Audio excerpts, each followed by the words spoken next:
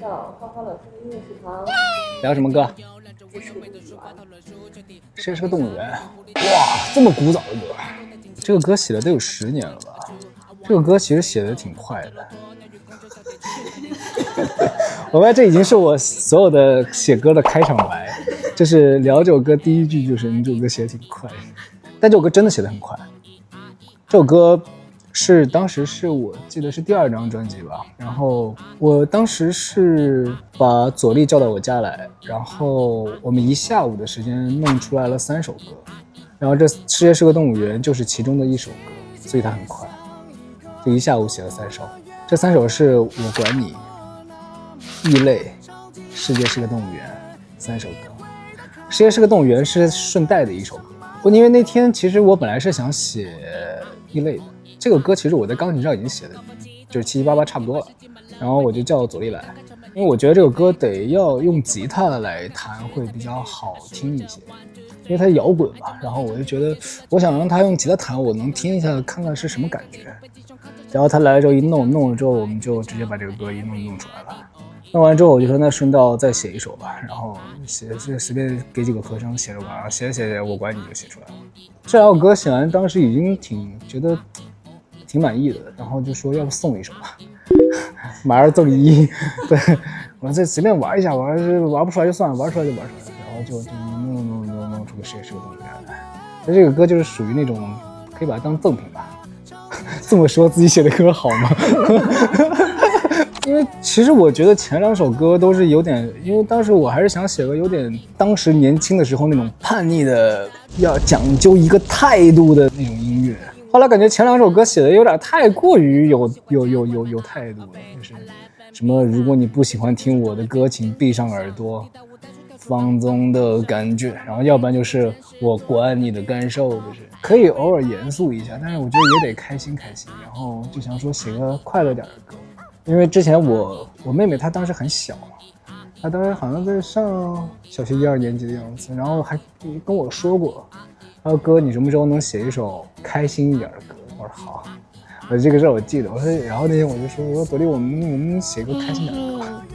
第一我是想让它可爱一点，所以我就觉得动物其实是一个比较可爱的一个样子，而且当时用的那个音色是故意做成那种有点调皮的音色，叫哦咿啊咿哦咿啊咿，就是他故意夹着那个嗓子来唱，所以我就觉得这个可以调皮一点，然后就想说那就弄点小动物，在那个 demo 里面我就各种怪叫，就是那种哒哒哒哒哒哒哒哒哒哒哒哒喵，就是哒哒哒哒哒哒哒哒哒猫，就是我会故意的去带点动物的意思，但是因为当时没有写词嘛，只是我脑子里面有各种奇奇怪怪的动物，然后我就当时跟词人聊的时候也是说希望能够比如说什么是个社会上很多种职业，然后每一个职业它有一个像一个动物一样，就是这样的，比如猫头鹰指挥啊，然后神蜘蛛妈妈，然后狼妈妈每天都做运动，工地上鼹鼠，就是它有一个对应的东西。因为其实很多动物它都有自己的功能性，你知道吗？就是你会发现其实很多动物是在给人类打工的嘛，比如说你像骑马车，对吧？牛可以耕地，就是这样。然后你会感觉到每一种动物它有它自己的一个性格，比如猫就调皮一些，狗可能就会更听话一些，乖一些，狐狸你就会给人感觉就很媚，就它有一个代表性的词语，这些词是人类来形容它们的嘛，这些词会让你第一反应看到它，你能够去感觉到它的性格是什么样子的。然后那这些性格其实可以对应到其实一些特殊职业啊这样的。你猫头鹰指挥着红灯，你的猫头鹰是永远都是这样的嘛？它是不是是不是有点像那个交警一样的那种感觉？因为它要一直这样的，它其实一天很辛苦啊。对，这个歌词里面对应了很多，就是它其实是跟职业相关的，也是我们通常会形容这样的动物。我作曲的时候，其实那个时候一开始脑子里没想，还没开始去细化的去整理这个动物是干嘛，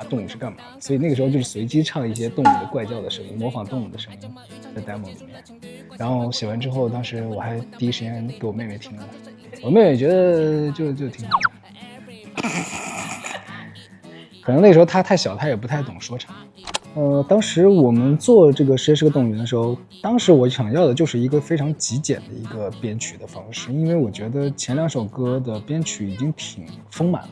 所以我想做一个减法的，所以那个歌的编曲其实是非常简洁的。我最早的时候其实还想就一把木吉他算了，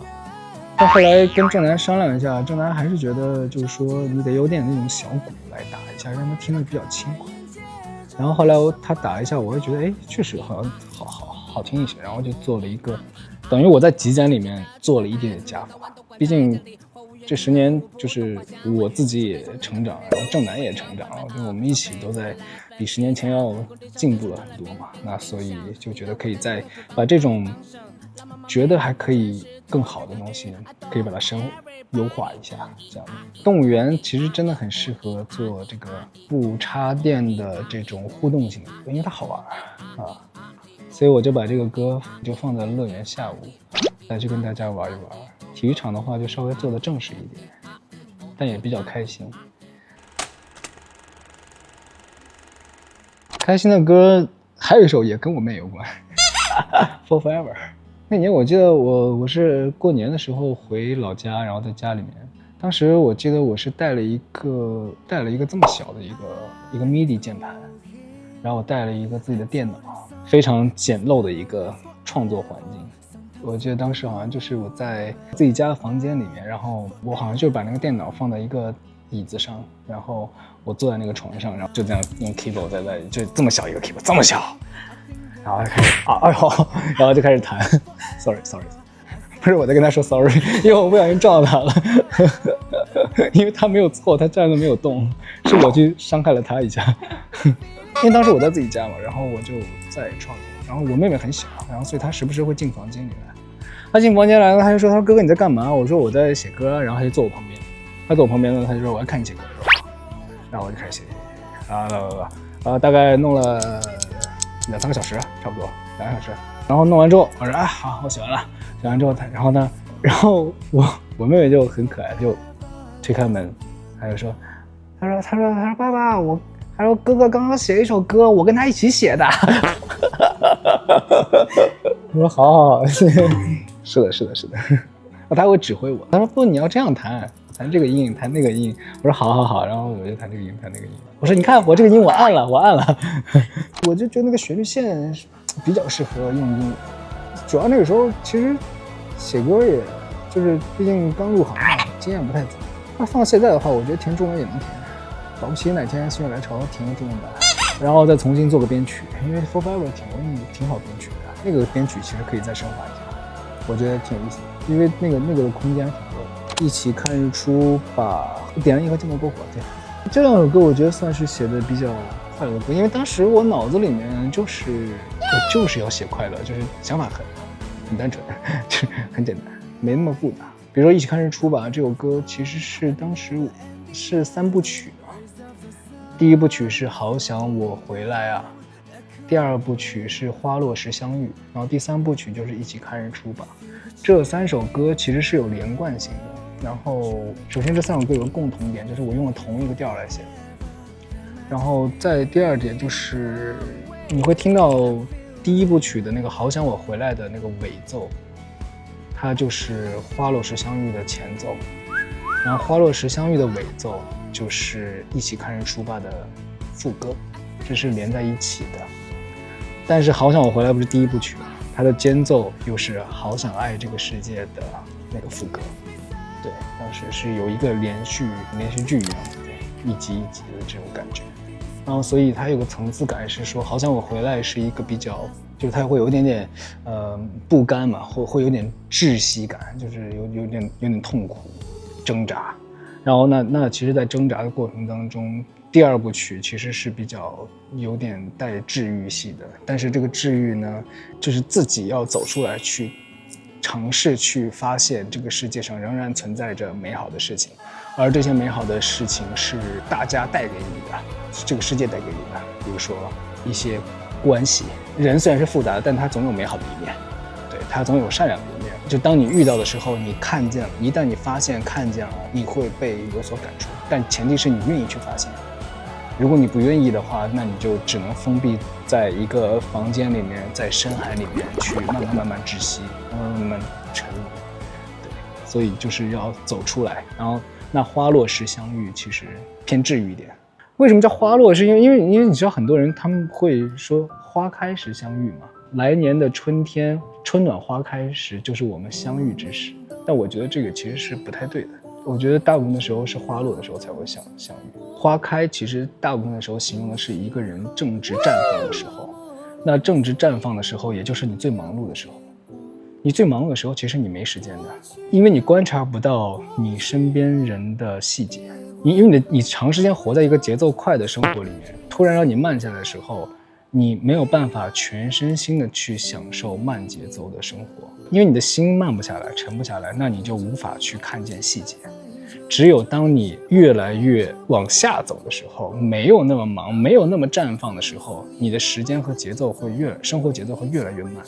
那个时候你可能就能看见你身边的人的一些平时你发现不到的细节，不管是你的面对你的家人也好，朋友也好，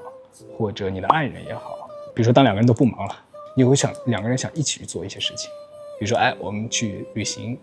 我们去看看我们没有看过的，曾经我们的约定说想要去哪些美好的地方，一直没有时间去的，我们要去一次。然后在过程当中，我们彼此会发现彼此的优点。但是快节奏的时代里面，两个人都很忙碌，那你回到家里面，或者是看到你的父母啊，看到你的爱人啊什么的，你其实脑子都是处于一个高速运转状态，不想去思考生活的事情，深层次的发泄。因为你只有这样，你才能找到真正回忆起最开始的美好和那个灵魂共鸣的那个契机点。他的歌词是将有一天你会遇见美好的一切，将有一天，未来指的是未来，你会遇见美好的一切，指的其实就是细节。一切啊，一切就是你平时其实不会看到一切的。对，当然这个有点夸大，但是这个词有点夸大，但其实是一个美好的祝福。然后那第三首就是一起看日出吧。那个走一起看日出吧，其实就是专门就是想写一个，就当你已经开始慢慢走出来去发现这个世界的时候，会发现哇，这个世界其实真的很美好啊。所以我就想说，那第三首歌就应该是写一个这个世界就是美好的。所以他的歌词也非常的直白，把烦恼都甩掉吧，我们的世界一定会很美好，享受每分每秒，就是它就是一个纯快乐的歌。我那个时候我记得我当时急得我都要哭了，就是因为我很认真的在背，我超级认真的在背，但是我就是背不下来。在我的视角里面，音乐人全是用数字交流的，你知不知道 NPC 逻辑？又聊一个，这个也是我今年思考的啊，我好能聊啊，感觉我。